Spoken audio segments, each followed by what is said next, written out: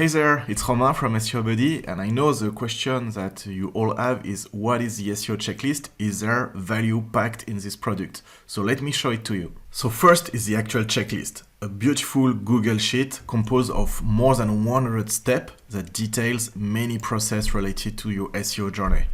And on this Google spreadsheet, you also have the difficulty of each step, the impact, the cost, the tool you will require, and the link to the extra resources or standard operating procedure.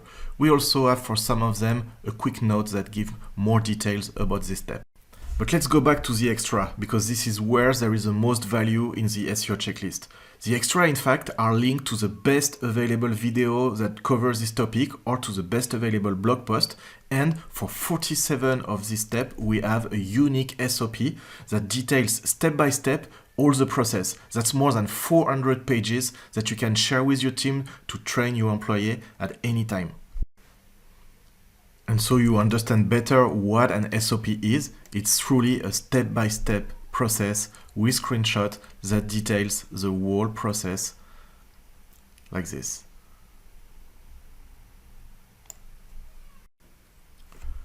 What our users really like about the Google Sheets version is that you can go to File, make a copy, and save an editable copy directly to your Google Drive. Then you can add, if you want, new step to this checklist to build your own framework for your agency or for your business.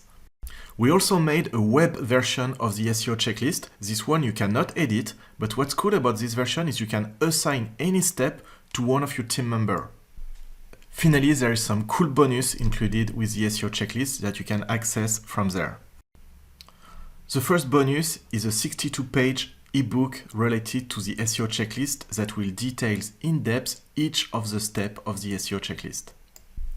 The second bonus is a great 12-page guide that explains using Ahrefs how to quickly create 52 weeks of content for your business.